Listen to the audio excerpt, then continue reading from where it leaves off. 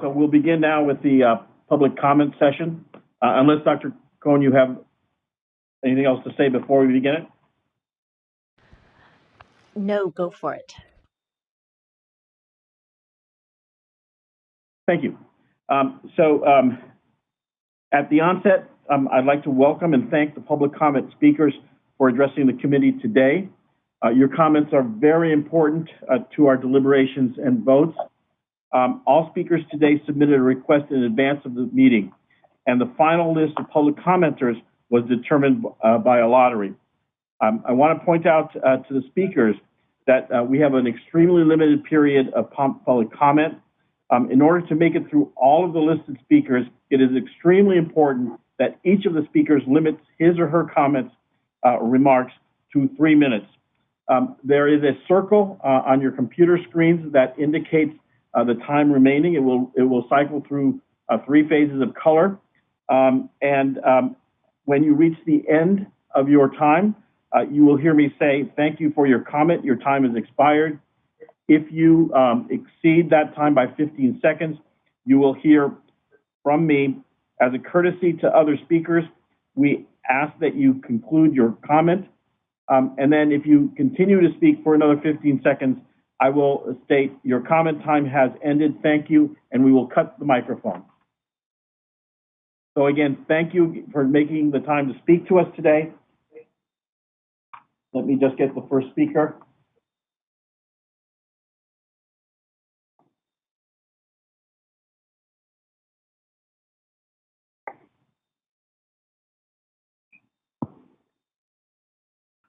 So let's begin with Mr. David Curry. Mr. Curry, please state your affiliation and then your comments, please. Thank you. This is David Curry, president of the GE2P2 Global Foundation and head of its Center for Vaccine Ethics and Policy. I'm also affiliate faculty at the Division of Medical Ethics at NYU's School of Medicine. By way of disclosure, our foundation receives support from a range of individuals and organizations, including Pfizer and the Gates Foundation, to support a free weekly digest reviewing peer-reviewed literature and global strategic developments in immunization and public health. Our comment focuses on a key element supporting responsibly and ethically sound deployment of the Pfizer-BioNTech COVID-19 vaccine and others likely to follow very soon.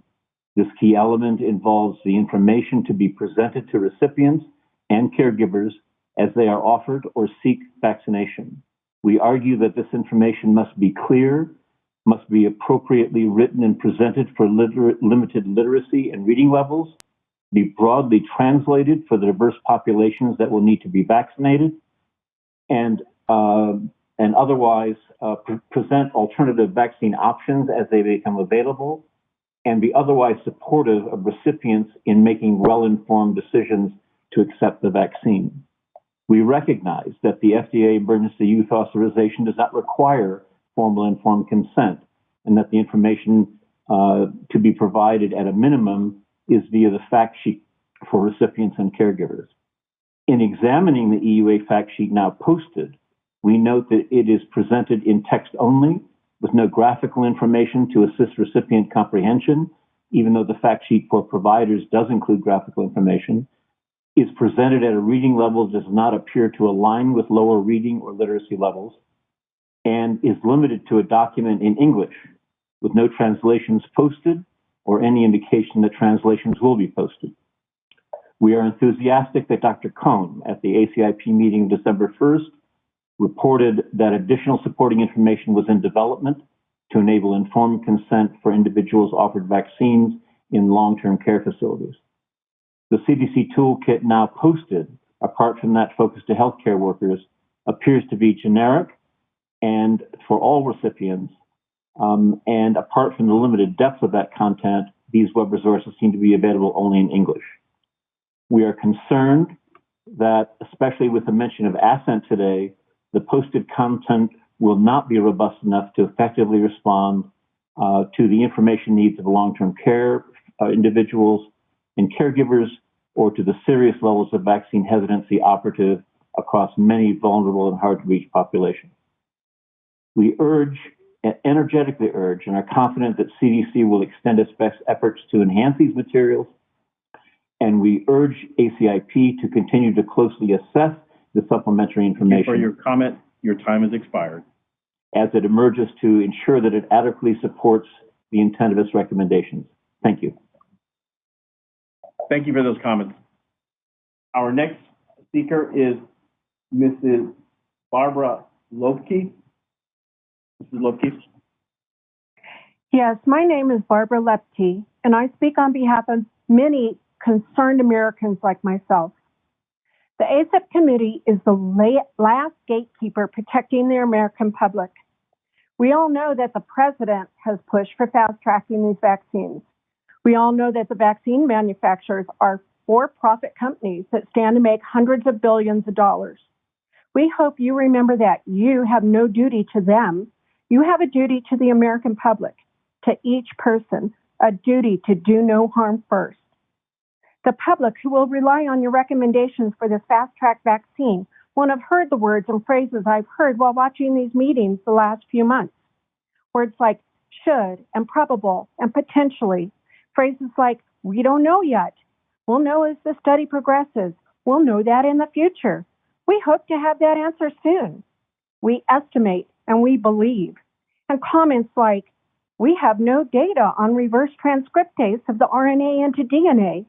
Well, it's possible. We don't think so. Or so the vaccine doesn't prevent transmission? That's correct. We have no data on that. We know that the Pfizer chairman, Albert Bourla, has even admitted that the company was not certain its vaccine prevented the coronavirus from being transmitted, saying, this is something that needs to be examined. It's obvious that this vaccine has not been thoroughly tested yet. I have great concern, as do many, as I listen to the committee members find ways to try to explain away the concerns of the vaccine in areas such as pregnancy and anaphylactic reactions, rather than turning to the manufacturers to make it safer. If you vote yes, will you inform the public that there are many questions that still have not been answered about this vaccine? That there are still questions about the long-term effects? Or will you try to dismiss those in order to increase the vaccine uptake? In discussions about vaccine hesitancy by the committee, I never hear the committee admit that the CDC has a spotty history with minorities. The public has not forgotten the CDC's Tuskegee experiment, the MMR experiment on babies, or the years of sterilization procedures done on the incompetent. Don't let this fast-track drug become another cautionary tale for the CDC. I hope you take this all seriously. Thank you for your time. Thank you for those comments. Our next speaker is Mr. Kubitz. Mr. Kubitz. Thank you. Based on all the available evidence, including 90% reduction in cases between vaccinated and placebo recipients, antigen titers, and data on adverse events, the BNT162b2 vaccine appears safe, efficacious, and having a highly positive benefit-risk ratio for patients from 16 to over 75. It is appropriate to allocate the first doses to healthcare workers. According to Dr. Dooling's MMWR report of December 3rd, there have been 245,000 cases of COVID-19 and 858 COVID-related deaths among U.S. healthcare personnel. The guidance for identifying injection effects and separating those from COVID-19 infection should also be available to long-term care facilities and staff, where a high priority for the age group over 65, in which 70% of deaths has occurred, is necessary. I have a relative in assisted living where there have been 5 coronavirus cases in staff and 3 among residents. Allocation of the vaccine should also be prioritized for American Indian and Alaska Native communities, which experience disproportionately high infection and mortality, including among persons aged 20 to 49. Their COVID mortality has been around 8 to 10 times higher than among white persons, according to Dr. Jessica Arizola's report of December 11th. The Moderna vaccine which has a similar structure, mechanism of action, encoding messenger RNA for the coronavirus spike protein, and similar efficacy should also be approved quickly. There also need to be tools for telling the public and doctors about their place in priority allocation phases to avoid tying up doctors' offices and phone lines with people seeking information about vaccine availability and their priority.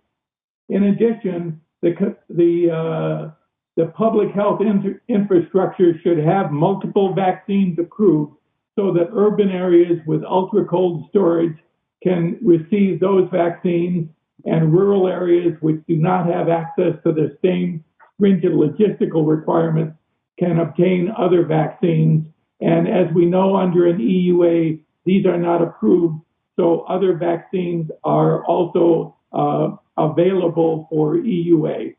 Thank you to the ACIP, thank you to the FDA, and as someone said, let's get the logistical supply infrastructure out there. Thank you. Bye. Thank you for your comments. Next is Mr. Peter Matz. Mr. Matz. Good afternoon, and what an exciting day it is. I think we can all see the light at the end of the tunnel after FDA's authorization last night. My name is Peter Matz, and I'm here representing FMI, the Food Industry Association, where I'm the Director of Food and Health Policy. First and foremost, thank you to the Advisory Committee for your leadership and tireless efforts to provide guidance, not just to the CDC, but to all of the states and jurisdictions modeling their plans after your recommendations. The importance of the COVID vaccines can't be overstated, and FMI greatly appreciates all of your hard work. By way of background, as the Food Industry Association, FMI works with and on behalf of the entire industry, from retailers who sell to consumers and producers who supply the food, all the way to supermarket pharmacies, to advance safer and more efficient consumer supply chains for both food and pharmaceuticals. In total, FMI member companies operate around 33,000 grocery stores and 12,000 pharmacies, ultimately touching the lives of more than 100 million U.S. households per week and representing an industry with nearly 6 million employees. FMI appreciates this opportunity to share feedback. First, we strongly support ACIP's recommendation to prioritize healthcare personnel in the initial phase of COVID vaccine allocation, and we thank the committee for clarifying that this includes pharmacy workers. Supermarket pharmacies stand ready to be part of this historic vaccination effort, and supermarkets are also prepared to offer sites for vaccine administration and support for outreach efforts on the importance of getting vaccinated while they continue providing nutrition, supplements, and pharmacy services in the interim. Having said that, FMI respectfully requests that food industry essential workers be prioritized for COVID vaccinations after that initial phase of vaccine allocation. Designated by the federal government as part of the nation's critical infrastructure, the food industry has continued, bolstered, and at times shifted operations to ensure American families across the country have access to our products. And prioritizing COVID vaccinations for these workers would allow a key intervention to protect the food supply and keep supply chains operating. Therefore, we ask ACIP to follow the examples set by the National Academy's final framework for COVID vaccine allocation, which recommends prioritizing food industry essential workers behind healthcare workers in certain high-risk populations, and also the CDC's updated COVID vaccination program playbook, which suggests that states and jurisdictions consider including food industry workers in Phase 1B. And finally, we would also ask ACIP to consider prioritizing workers supporting the supply of personal hygiene, household, and commercial cleaning products. The latter is especially significant as consumers, retailers, and the food sector, among others, are being directed to use cleaning supplies, sanitizers, disinfectants, and other hygienic supplies to prevent the spread of COVID. So please do keep in mind the importance of those workers supplying critical personal and commercial cleaning supplies, as well as other essential consumer goods. FMI appreciates the opportunity to provide input on this critically important initiative. Thank you for your comment. Your time has expired. Thank you. Thank you. Our next speaker is Ms. Julie Russell. Ms. Russell.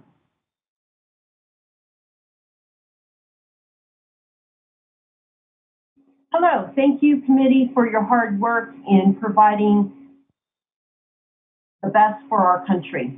As the elected representative of the Coronado Unified School District, I am speaking today to request that the critical decision makers on your committee prioritize teachers, frontline school staff, and at-risk students in receiving the vaccination.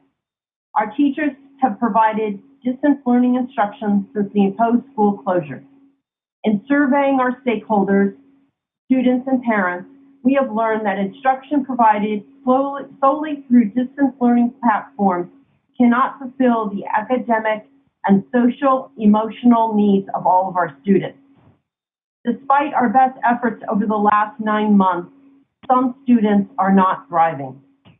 We acknowledge there is still risk from the spread of COVID-19 and that until there is a widespread vaccine available for all, strong mitigating efforts must be maintained. Masks, social distancing, sanitation efforts will be with us for at least the remainder of the school year. However, access to the vaccine for our staff would ensure our students can be with us in person. We ask that you recognize the importance of the safety of our staff and how many young lives each of them touch. We need our educators to be confident in returning safely to the classroom to resume the invaluable and essential work of educating our students. This is especially important in the public sector, where strong union influences hesitate to returning teachers back to the classroom. To provide an equitable opportunity for all American children, I'll even go out on a limb and say this is a critical thing for our wider economy. It is important to get our kids back into the classroom, and the first step on this would be a prioritization of vaccinating staff.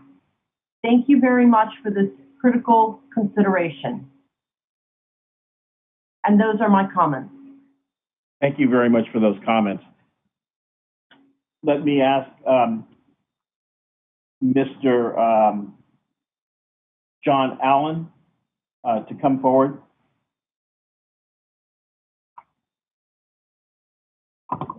Yes, hi, thank you. Good afternoon.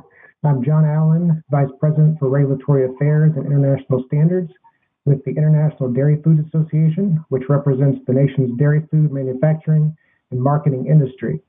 However, I'm here today representing a broader alliance of food, agriculture, and consumer goods industries associations to ask for your help and to express our thanks to CDC staff and members of the ACIP for your dedication to getting our country through these unprecedented times as quickly and as safely as possible. We fully agree that Phase 1B prioritization of the workforce is a needed defense measure to ensure that our essential workers are protected, remain healthy, and can continue ensuring the production and distribution of safe food and other necessary consumer goods to sustain the U.S. population through the pandemic.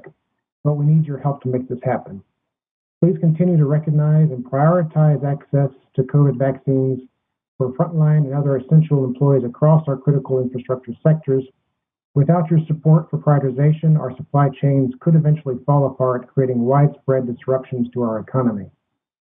And as the country is on the cusp of initiating the COVID vaccination campaign, yesterday we submitted written comments into the docket for this meeting, laying out suggested guidelines for sub-prioritizing among essential workers within our sectors for vaccination, when necessary, particularly during phases 1B and 1C, when supplies are expected to be limited. We will be sharing these guidelines with state governors and public health departments at all levels across the country. As vaccine allocation and needs at the local levels will vary inevitably from state to state and locality to locality, these guidelines will likely need to be tailored by local public health officials in coordination with companies within these sectors. To this end, we are encouraging our member companies across the country to reach out to their local health departments, begin discussing plans for vaccination of their employees immediately, including identification of those employees who should receive the first rounds of vaccinations.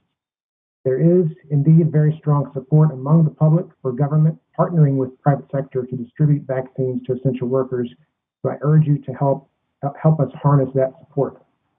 To conclude, we offer our help and support in working with CDC and along with other state and local officials in any way we can before and after vaccines are launched, including help in communicating the benefits of vaccination to our essential employees So please don't hesitate to contact us if you see any such opportunities for collaboration. Thank you, and thanks again for your time today. Thank you for your comments. Our next speaker will be Ms. Allison Haygood. Good afternoon. My name is Allison Haygood. I am a co-author of the book, Your Baby's Best Shot, Why Vaccines Are Safe and Save Lives, and a community college psychology professor. I am here providing public comment as a private citizen and vaccine advocate. I would like to thank the committee for all of your hard work regarding the development of vaccines for COVID-19, for your transparency throughout the process, and for your willingness to invite public comment. I would like to provide public comment on several issues regarding the COVID-19 vaccines. Number one, communities of color, particularly the African American community, have valid distrust of the medical establishment. Thoughtful work with national and local leaders of communities of color is vital to address these communities' concerns in a way that honors their historical experiences. It's important to let these communities take the lead in figuring out what information would be most helpful to address their issues, and to develop a system of allocation and distribution that is equitable across demographic groups to avoid exacerbating existing inequities. Number two, people who are incarcerated and people experiencing homelessness should be prioritized, given that their situations make it difficult to adequately isolate or quarantine, or to obtain masks or facilities for bathing. Incarceration or homelessness should not be a death sentence. Number three, an educational infrastructure for the general public is needed to address concerns regarding the rapid nature of the development of these vaccines. The general public is not aware that the research and development process usually involves a great deal of unused time waiting for various approvals and funding sources, and that all of that wait time was eliminated during the process of prioritizing these vaccines. Providing this information to the general public may alleviate many of the concerns expressed regarding how quickly we have been able to get to this point. My co-author and I, in an article published in the journal Human Vaccines and Immunotherapeutics, proposed a multi-source model of education to address the concerns of people who are hesitant about vaccines. In such a model, everyone with whom a person comes in contact, from public health departments to physicians to nurses in vaccine clinics to scheduling assistants, is a source of accurate information regarding vaccines.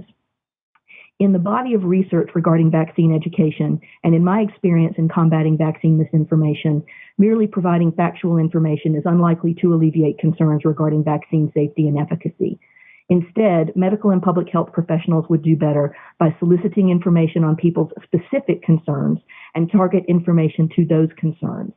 Since conspiracy theories are already being created regarding these vaccines, the rapid development of an educational program to provide accurate, transparent information is critical. Thank you again for your time. Thank you for your comments. Our next speaker is Ann Lewandowski. Ms. Lewandowski. Good afternoon. My name is Ann Lewandowski, and I'm representing the Rural Wisconsin Health Cooperative and the Wisconsin Immunization Neighborhood. We would like to thank the committee and work group members for their hard work during a global pandemic when you have many demands on your time. We are deeply appreciative of the committee's thoughts on rural health care personnel. We have been very worried about the feasibility of Pfizer's vaccine with the ultra cold chain and a large minimum order for rural members in Wisconsin. We would like to thank the committee for their thoughts in considering these challenges during the discussion today. We asked the CDC not to ignore the challenges of the ultra cold chain and the large minimum order, as the thermal shippers only serve one location. Subdivisions at the state level mean that the vaccine is distributed into a refrigerated state, which limits stability to 5 days. Our hospitals are busy with the surge, struggling with staffing challenges driven by exposures in the community at work. Furthermore, our informational surveys highlight a workforce that is strongly vaccine hesitant of these vaccines due to the lack of formal information and guidance until very recently. These challenges should not be underestimated. It has been reported that the Pharmacy Long-Term Care Partnership will receive thermal shippers of 125 doses. We hope the CDC considers how to ensure equitable access to this reduced minimum order size across locations that need it, including rural areas. We urge the CDC to release the clinical education materials as soon as possible.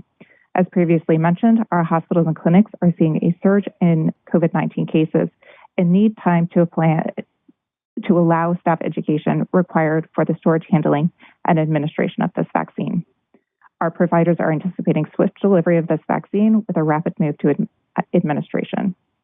We urge the MMWR to include the thoughtful communications and recommendations for healthcare personnel who have allergic reactions, immunocompromising, and autoimmune disorders, and are pregnant and breastfeeding, and or other special populations you discussed during your conversation today. We appreciate the committee's thoughtful discussion, and personally, I support the comment that autoimmune disorders specifically need to be addressed. I have an autoimmune disorder, and I've heard similar comments about worry for a relapse. And as somebody working in prioritization with my state, I urge the committee to be clear and create consistent recommendations that can be easily applied at the state level, particularly as we move into additional phases, phase 1B, that addresses essential workers. Thank you very much for your time and your efforts. Thank you for your comments. Our next speaker will be Mr. Charles Lee, please. Mr. Lee. Good morning or good afternoon. I am Charles Lee. I am with the American College of Correctional Physicians. These are the docs that take care of the inmates and those incarcerated. I'm also talking on behalf of those incarcerated. There are over 2 million persons incarcerated. 250,000 of them have been infected. That's 5 times the general population. I'm also representing and talking about those who work in correctional facilities, not only the officers, but also the food workers, handlers, those that take care of the maintenance, as well as the medical people. Definitions. There's been some confusion as to definitions of what is what. For example, congregate facilities. Does that in and of itself include jails, prisons, and juvenile facilities? In some of the state's directives, it's not clear. Correctional facilities, clinics, and hospitals. What if a correctional facility doesn't have a clinic? Do they still include their inmates and patients to receive the vaccination? Correctional facility healthcare workers, are they included in the initial phase 1A of healthcare workers? Another factor is age. Generally speaking, they're concerned about individuals greater than 65 years old. Those incarcerated have an advanced age. Their bodies are generally 10 to 20 years greater than their counterparts in the outside. Therefore, should inmates 55 and greater be considered? Essential workers. There are a lot of essential workers in correctional facilities. Please do not leave them out. Children, juvenile facilities, include them. The states need some direction. They are all over the place with their guidelines and plans. Some include correctional persons first, some include them last.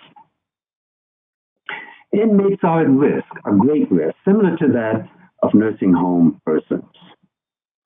There's an increased number of minorities, Black and brown, in incarcerated facilities. Please take that into consideration, that whereas for the Black community it's 13% of general population, but in jails and prisons it's as great as 40%. Again, I thank you for all of the work you've done. We are proud to represent those that are incarcerated and hope that the ACIP takes my thoughts into consideration. Thank you. Thank you for your comments. Our next speaker is Ms. Dorit Reese, please. Thank you for the opportunity to comment. My name is Dorit Reese, and I'm a professor of law at the University of California, Casey College of the Law, and a member of the Vaccine Working Group on Ethics and Policy.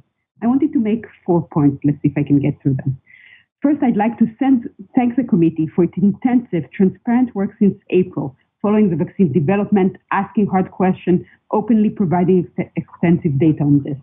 ACIP's law overseeing vaccines is unique and critical to ensuring equitable access to safe and effective vaccines. ACIP has been transparently and openly working on this for years, and we appreciate your efforts applying your expertise to this context as well. I also want to remind you that you're not alone in combating misinformation about vaccines. Actors like our friends at the Vaccine Information Center or Vaccinate Your Family work hard to provide information and counter myths, as do a large group of online debunkers in blogs and comments and memes. We will continue to respond to misinformation. Second, echoing the comments of the previous commenter, it's imperative to consider prisons as a vaccine priority site. Drawing on my colleague Adara Biran's data, in California, every single facility has a COVID outbreak. A third of the entire prison population has been infected with COVID, and 96 people have died. That's in one state only. Prison authorities are not always quick in taking measures to allow social distancing and addressing the situations.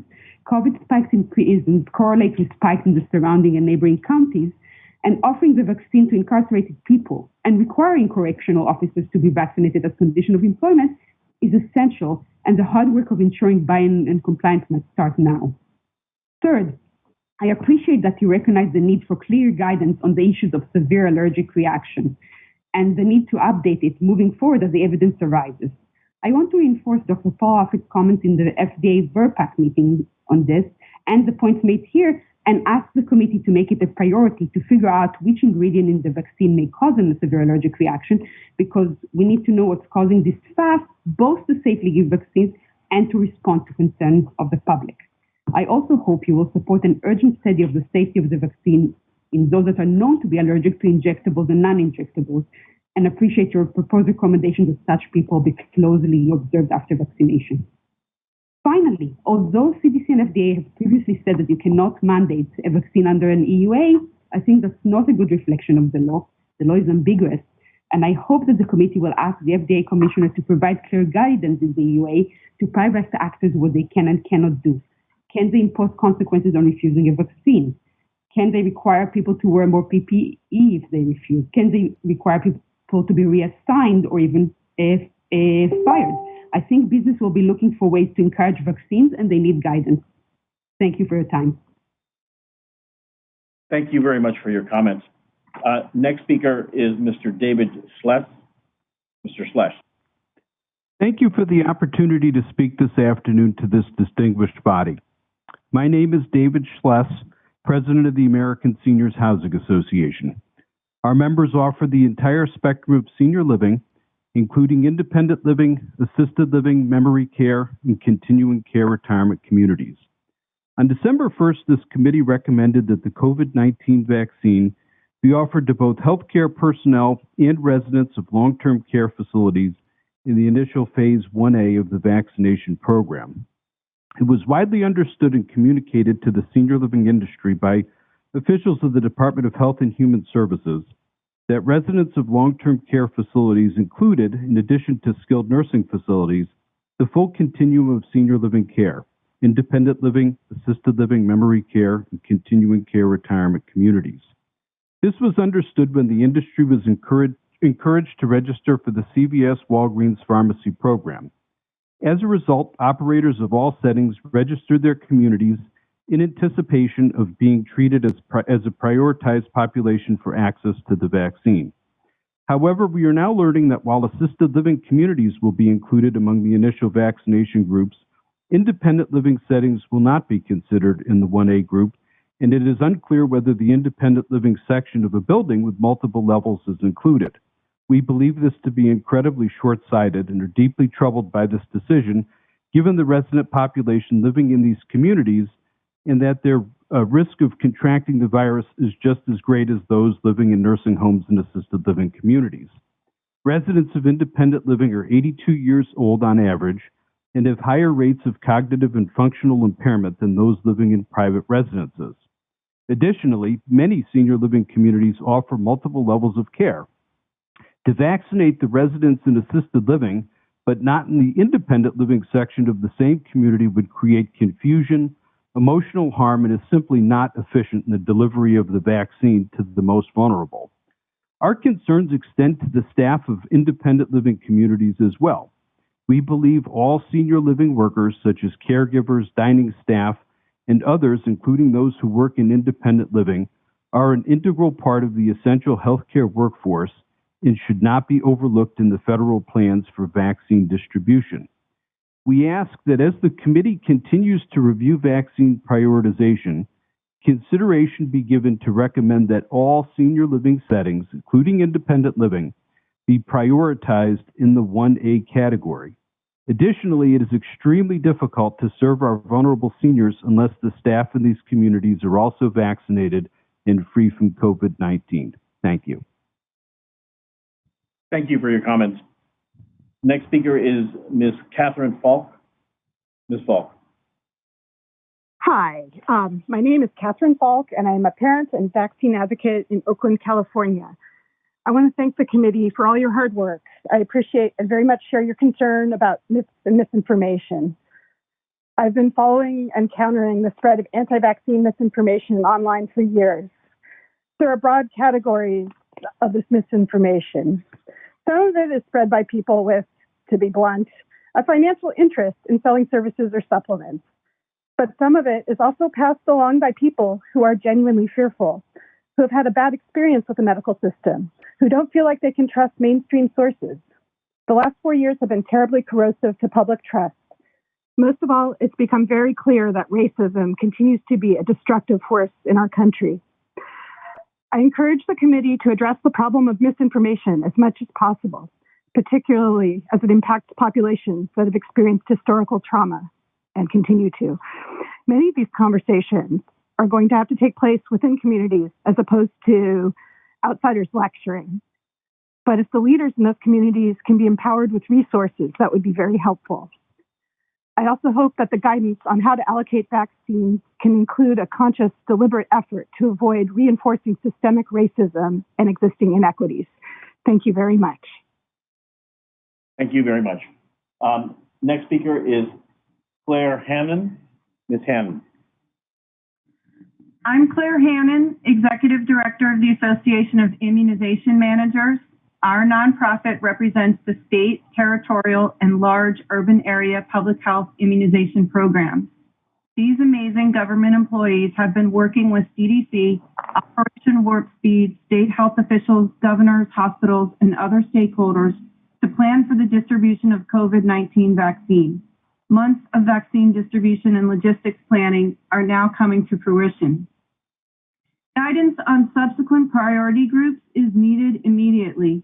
Jurisdictions are working now to plan for vaccine allocations coming in the next month. They need to work closely with providers and communicate clearly with consumers about what to expect.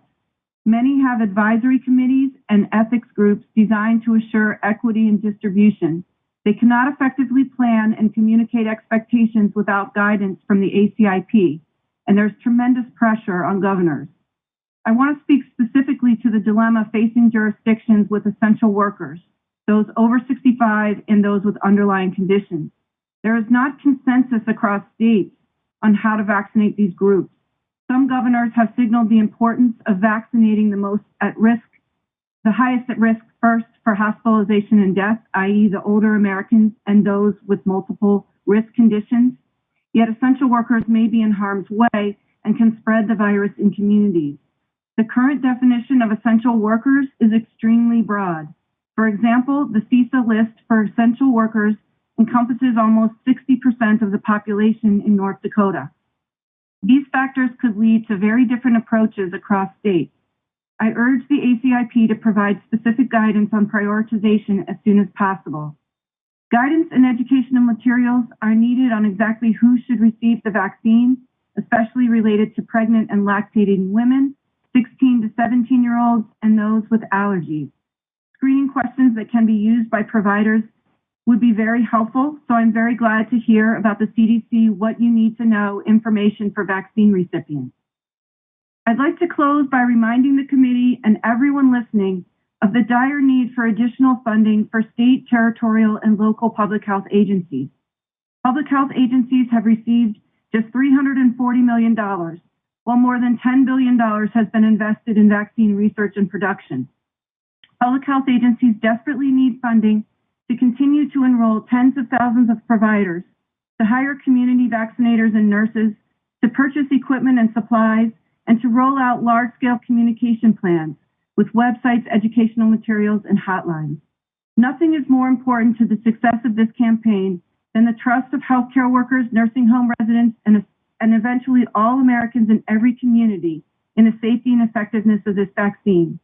Resources are needed. Thank you for the opportunity to provide public comment on this truly historic day. Thank you very much for your comment. Our next speaker is Gina Harrison.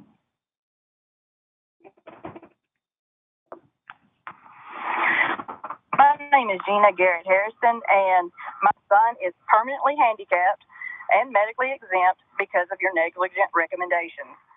I'm having some issues with the conflicts of interest that your panel's saying that they do not pose, which I would like to ask you how much more of a conflict of interest is having an entire panel of pro-vaccine people recommending vaccines to the entire United States. Where are all the opposing voting members who are also scientists and virologists? And since vaccination is for the public, shouldn't your panel be equally diverse with each side being well represented? We're not only dealing with the pandemic, but we're also dealing with an epidemic of the public's mistrust in your recommendations. And in order for something to be considered science, I believe the public needs to have confidence in you. In your 2020 ACIP meeting in February, you had stated that you didn't even know what the term healthy meant because it had never been defined. This is a huge problem. And in order for something to be rubber stamped, the public needs to be told exactly how these studies are set up, what type of placebo is being used, and which formula placebo is being used. And we are hoping that you know this information. Do you? Is the placebo another vaccine? Is it the vaccine's adjuvant? Is it the lipids that are questionable at best? The public also needs to know the exclusion criteria from the study and how these test subjects were screened to the fullest. They were physically, mentally, and lab confirmed to be the healthiest participant receiving this vaccine. And it's interesting because one of the things that completely disqualified you as a participant was having a history of vaccine reactions such as anaphylaxis or any reaction to any of the components in the study intervention. And something tells me that when somebody checked that box, they finally listened, and I bet they were shooed off really quick. The public also needs to know that this vaccine has not been proven to prevent transmission. You're recommending all these healthcare employees to take this vaccine that may not even protect them against the infection. They'll take it thinking that they're safe, only to have their symptoms reduced, just like whooping cough, and they become super spreaders without even knowing it. The public also needs to know that the 1976 national fake swine flu epidemic that spawned a very strong vaccination push that also generated numerous lawsuits due to the number of deaths that were caused. This is a repeat. It's history repeating itself. And we are so tired of you walking through your job with blinders. We are the ones that are paying for your shady, underhanded, fraudulent data and the lies that you have built this vaccine schedule on. And it's past time that you are held accountable because unavoidably unsafe is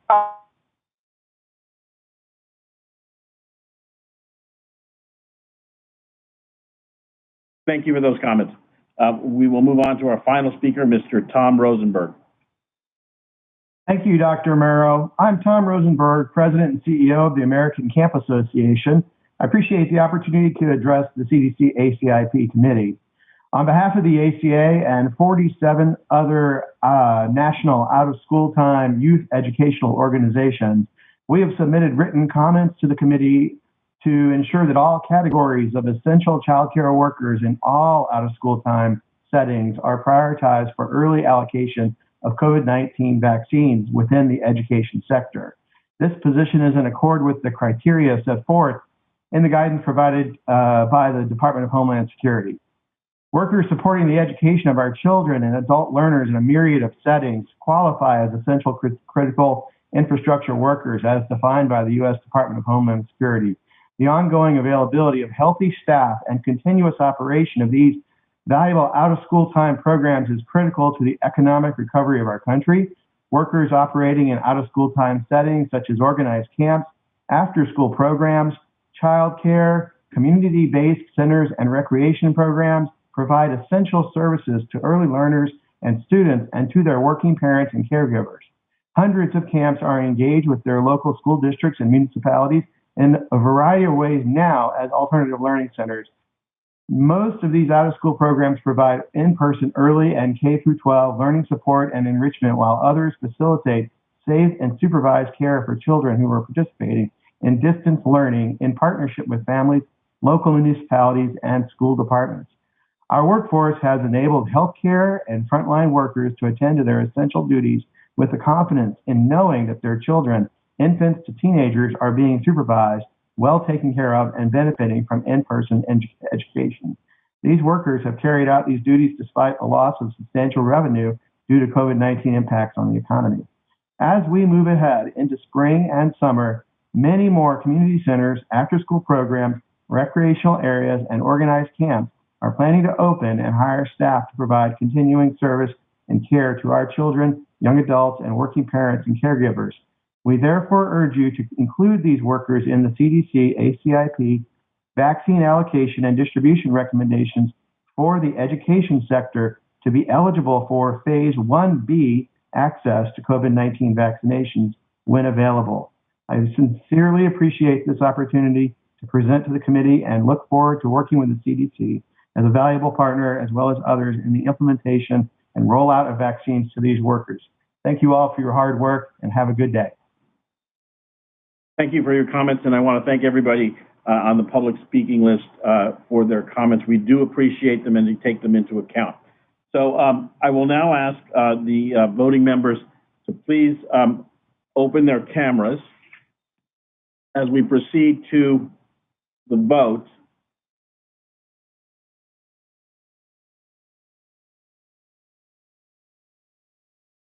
Dr. Cohn or Dr. Messonnier, do you wish to address the voting members before we begin?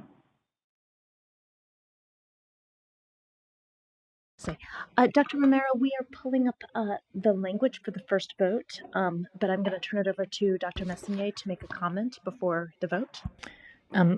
This is Dr. Messonnier from CDC. I just want to thank the ACIP members, liaisons, and ex officio members for the past 2 days, as well as for the multiple past months of their careful thought on these issues. As I think were noted by several members of the public, we look to this committee to be scientifically driven and transparent, and you have certainly fulfilled that responsibility.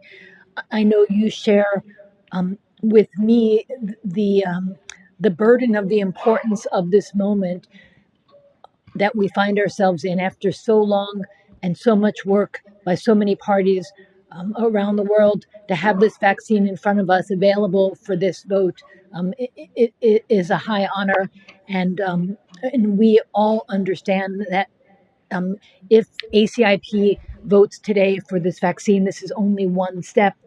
There is much work left to do, but it's a hugely important step. So thank you. Thank you very much. Dr. Cohn, may I proceed to take the vote? Yes, so before we proceed with the vote, I just want to remind all the members to please have their videos on. Give us 1 second. We're going to change the view. We also want to remind all members that we will do both sets of votes, and then we will provide each member an opportunity to make a statement explaining their vote after the vote has concluded. Thank you very much. For the public, again, I wish to note that 3 voting members have indicated conflicts and will not be issuing a vote. However, I will ask the 3 voting members, when I call your name, to please state that you recuse yourself. Excuse me, I'm sorry. That you recuse yourself. All right. So I will begin calling the roll alphabetically with your chair last, and begin with Dr. Robert Atmar. Dr. Atmar, how do you vote? Atmar recuse. Thank you, sir. Ms. Lynn Bata. Yes.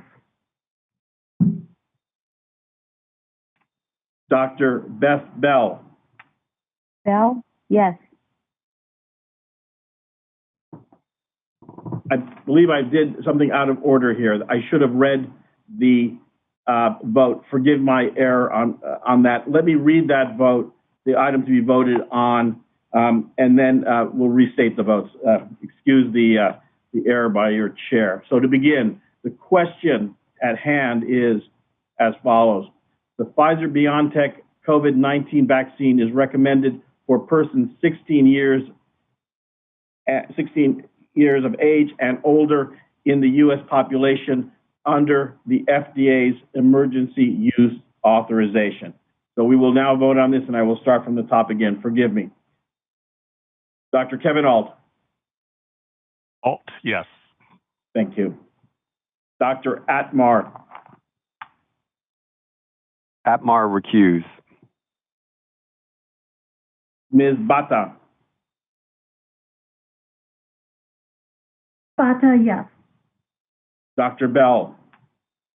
Bell? Yes. Dr. Bernstein. Bernstein, yes. Dr. Fry. Fry recuse. Dr. Hunter.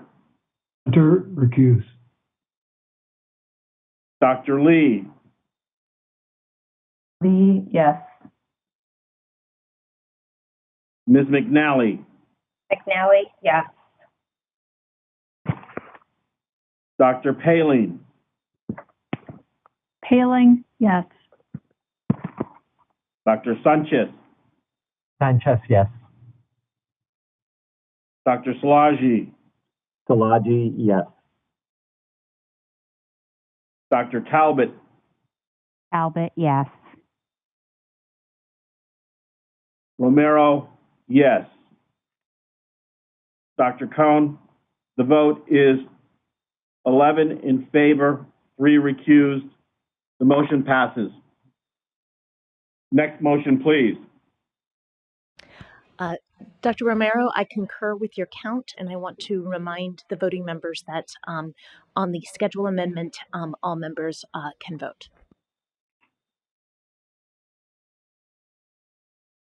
So again, I will read the motion, and we will start alphabetically. And as Dr. Cohn has pointed out, all members may vote. So the motion: recommend the proposed amendment to the 2021 adult and child adolescent immunization schedules. We will begin. Dr. Atmar. Atmar, yes. Dr. Alt. Alt, yes. Dr. Bata. Bata, yes. Excuse me, Miss Bata. Dr. Bell. Bell, yes. Dr. Bernstein. Bernstein, yes. Dr. Fry. Fry, yes. Dr. Hunter. Hunter, yes. Dr. Lee. Lee, yes. Ms. McNally. McNally, yes. Dr. Paling. Paling, yes. Dr. Sanchez. Sanchez, yes. Dr. Szilagyi. Szilagyi, yes. Dr. Talbot. Talbot, yes. Romero, yes. Dr. Cohn, we have 14 votes in favor, none opposed, none recused. The motion passes. Yes, I concur. The motion passes. Thank you all very much for that vote. We'll now open it up to comments from the members of the ACIP, the voting members of the ACIP. Please go forward, whoever wishes. And I'm sorry, let me just pull the list over. Give us just a second. Okay. I see Dr. Talbot is first on the list. Yeah, I just wanted to say thank you to all the incredible civil servants who have worked tirelessly to make this happen. This is our first kind of big break in this epidemic, and many of our civil servants at both the CDC, the FDA, and the states have been working crazy hours with no extra pay, all to make this U.S. a better place. And I just want to say thank you from the bottom of my heart. Thank you, Dr. Talbot. Dr. Szilagyi, please. Yes.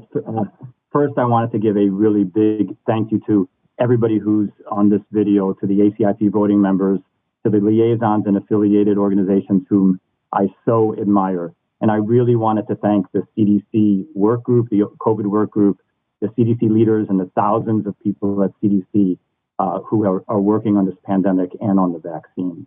I want to say that I voted for the vaccine because of the clear evidence of its efficacy, safety profile, and benefit risk profile based on our evidence to policy framework. I wanted to emphasize that this recommendation is within the context of our prior phased allocation recommendation. And as a pediatrician, I wanted to say strongly that I felt 16 to 17-year-olds should be included in the routine vaccine recommendation for COVID, in the COVID vaccine recommendation, because of the risks from the disease and the lack of any evidence to suggest that the efficacy or safety profile should be different for 16 to 17-year-olds than for 18 to 25-year-olds. I also wanted to reemphasize what many people and I have said today for the need for substantially increased government funding to actually implement the recommendation. So this is government funding to state and local public health organizations, and also funding to health systems and health providers. So I know we're going to have very tough and sad times ahead because of the surge in a limited vaccine supply, but I am really hopeful that this is the beginning of the end of the coronavirus pandemic. Thank you. Thank you very much here. Dr. Bell has brought something to my attention, and I want to be sure that that something was not amiss. So, Dr. Alt, did I happen to skip you on the vote, sir? You skipped me because you didn't read the vote, but I voted yes for both proposals. Okay. You got me the second time around, so I got to vote. I'm happy. I'm sorry. Forgive me. Dr. Cohen, do we need to do anything to go back and amend that so that there is no doubt about this vote?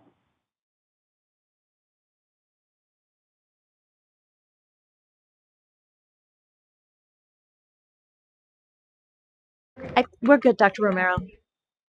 Okay. Again, your chair begs forgiveness for that oversight. So we will continue with our comments. Dr. Bell, thank you again for the pointing out the oversight, and please go forward with your comments. Thank you, Dr. Romero. You actually fixed the oversight without my intervention. So I wanted to, first of all, reflect on all of the suffering that all of us here in the United States and around the world are going through under the pandemic, and say that this vaccine and future vaccines do provide a promise of a lot of progress in the future, while, of course, for the moment, our vaccine supplies are going to be limited for quite some time to come, I think. I wanted to say that I do believe that the process that we have used here in the ACIP to reach this decision is transparent, is science-based, keeps equity in mind, and is, for this moment, the absolute best that we can do. I also wanted to recognize people's concerns about this vaccine and other vaccines and new vaccines, and say that oftentimes one consideration or one factor that people consider is they say, well, would you take this vaccine and would you give this vaccine to your family members? And I can say quite confidently that, yes, I certainly will take this vaccine when I'm able, and I would give it to my family members. And I think that the risk benefit is pretty clear. Finally, I wanted to just raise two important points that have been raised by others, but I'll just also add my voice. The first is the importance of clear communication. And I know that the CDC, as well as many partner organizations, are very skilled in this and stand ready to provide clear communication over and over again. And I would hope that this would be facilitated and this would be recognized as an important component of our vaccination programs. And the second is the point that has been made several times now, which is about funding. And I don't think it's unfair or unreasonable to make a comparison between the amount of money, the billions of dollars that have gone into the development of vaccines. Granted, I certainly recognize what a huge accomplishment that has been and continues to be. But I think that the imbalance between that kind of money and the funding that has been provided for the vaccination programs and for implementation is really shocking and needs to be corrected because we are not going to be able to protect the American public if we don't have a way to deliver the vaccines to them. Thank you. Thank you very much. Ms. McNally. This COVID-19 vaccine offers us hope. It's important to remember that while this vaccine has been developed at an incredible pace and involves new technology, it's gone through all the appropriate regulatory channels and the approval processes have been transparent. The ACIP has held 9 meetings since February of 2020, including this meeting yesterday and today. We've heard over 70 presentations on COVID-19 and the COVID-19 vaccine. We've considered the disease epidemiology, benefits and harms, values, acceptability, feasibility, resource use, and equity. Regarding safety, we saw that reactogenicity events were transient and resolved within a couple of days after onset, and the incidence of severe or serious, adverse events was similar to the vaccine and placebo groups, with 0.6% and 0.5% respectively. Regarding the effectiveness of this vaccine, we saw that overall efficacy was 95%. There are things we don't know yet, but many issues were addressed during the clinical considerations presentation today. By way of example, there are unknowns regarding pregnancy and lactating women, and there's limited data for 16 and 17-year-olds, but additional data will become available. And I was reassured by the comments from ACOG and AAP on these issues. The CDC has done an incredible job, in spite of the immense time crunch, getting information on its website about what to expect after vaccination, the benefits of vaccination, and the latest recommendation for who should be vaccinated. We heard today about the CDC consumer-friendly fact sheet that will be provided to recipients in addition to the EUA fact sheet. Over the past several months, as the consumer representative, I've asked questions I think the public has. I believe the ACIP process has worked. I value the expertise of my ACIP colleagues, as well as the CDC's expertise, guidance, and tireless dedication. The theme that has emerged for me is a commitment to continuously collect, review, and report data. The systems are in place, and that vaccine safety and effectiveness data will continue to inform clinical guidance and recommendation for COVID-19 vaccines. The need for this vaccine is profound. Because the current data support this vaccine, that it's safe and effective for the majority of people, I voted yes.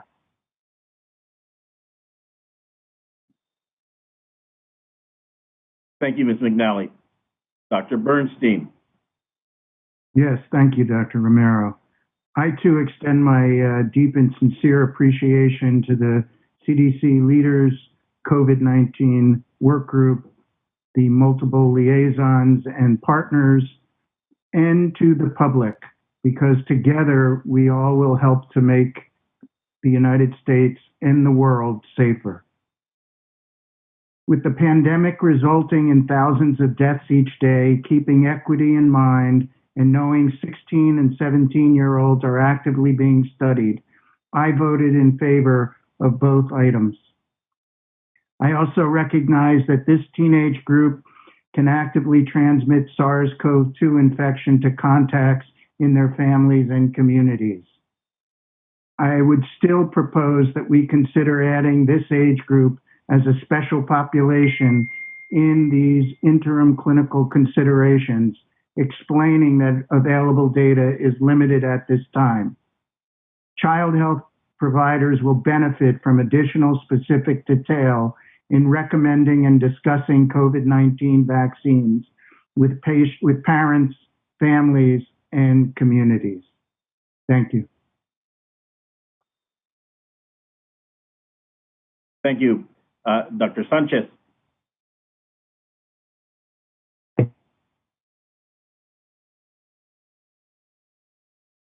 Dr. Sanchez, we are having problems hearing you. Can you hear me now? Sorry. Yes, we can. Okay, great. I also want to thank the CDC and the COVID work group for their amazing and ongoing work. It's been really an amazing and well thought out process. I very much agree with the approval of this vaccine as stated, based on its strong efficacy and safety, knowing that there will be ongoing evaluation on both ends. And also, I really feel that this is a really important beginning in terms of trying to end this pandemic and deal with it in an effective manner. I think that I also would recommend it for myself and my family. I feel very comfortable with this recommendation, but I also feel very strongly that it needs to be allocated in a fair manner based on risk factors, such as we and others here at CDC are doing. Really, thank you for the opportunity to work on this recommendation. Thank you very much. Do any other voting member wish to make a statement? Yes. Thank you very much. Dr. Paling, I'm sorry. There you go. All right, thank you. Just 12 months ago, COVID-19 pneumonia was first identified. I want to thank the many scientists whose work over decades and the past year has enabled the creation and assessment of vaccines, as well as the many analyses that have been publicly reviewed. I want to thank the many participants of the vaccine trials that have enabled this EUA. I want to thank all those at the CDC, FDA, and many, many more who have worked under incredible time pressure to transparently share the information needed. The collaborative work in sharing data throughout the process has enabled all the processes needed to approve or to submit a EUA and has been fulfilled without any shortcuts. I express tremendous gratitude to all of those in the work group who have diligently informed and prepared us for this moment. The gravity of the COVID-19 pandemic needs to be underscored. Over 15 million Americans have been infected, and over 291,000 have died. Many Americans are experiencing negative impacts from COVID-19. The FDA issued this EUA after a careful review of safety and effectiveness of the vaccine. While more information will continue to become available, at this time, we are asked how to do the greatest good. As the pandemic continues to spread, hospitalizations are at record levels, I vote to make vaccine available by the CDC's prioritization schedule. I will take this vaccine and will recommend it to my family members as well when that time is offered. A highly immunogenic vaccine will also have expected reactions. There are multiple safety monitoring systems and a newly created vaccine safety technical subgroup to carefully review all data. Revisions and update of information are expected and reflect that the process is working.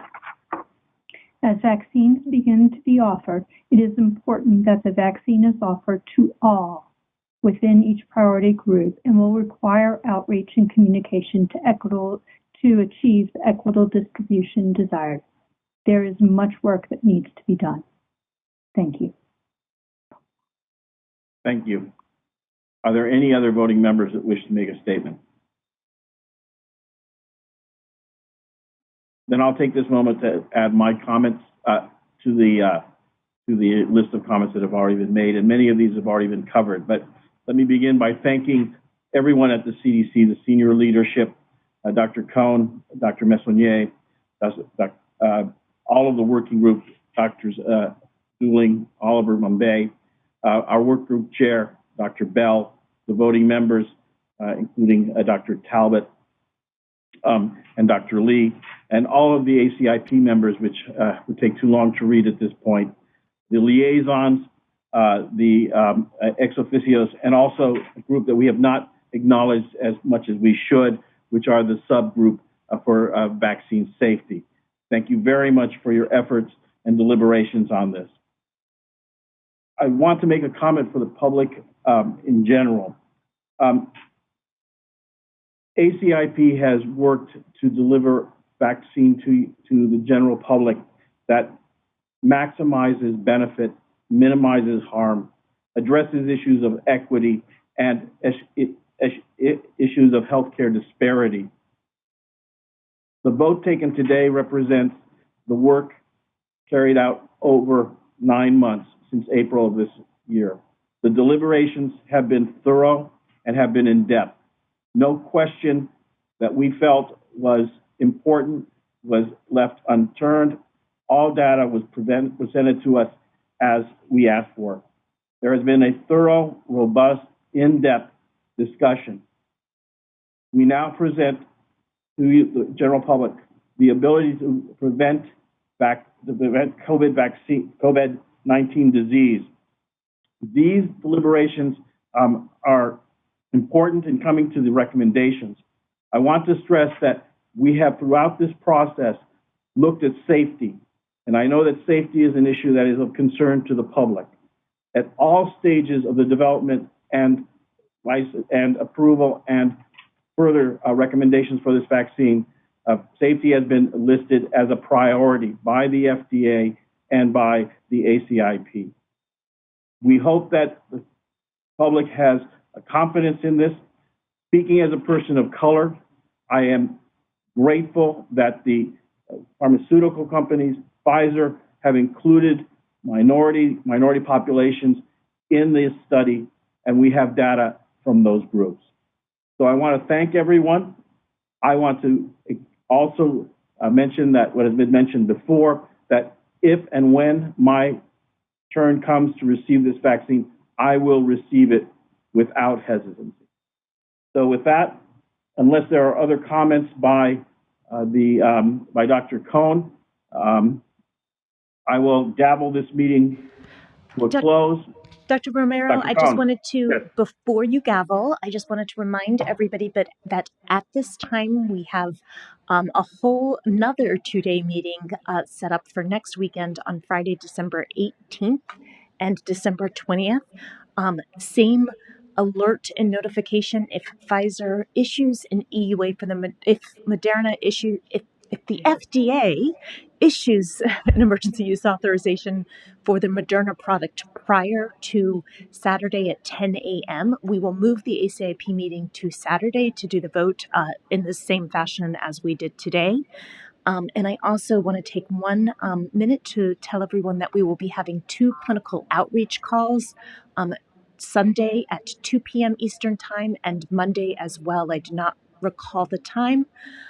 At 1 p.m. Eastern Standard Time for clinicians to get questions answered about this product. So thank you very much to all of you. And Dr. Romero, I'll let you go ahead and end the meeting with your gavel. Thank you very much. It's a pleasure working with you all. Have a good remainder of the day and your weekend. Rest, be safe, take care. I gavel this meeting to a close. Thank you. Thanks all. Thank you. Thank you. Thank you. Thank you. Bye-bye. Thank you very much. Thank you.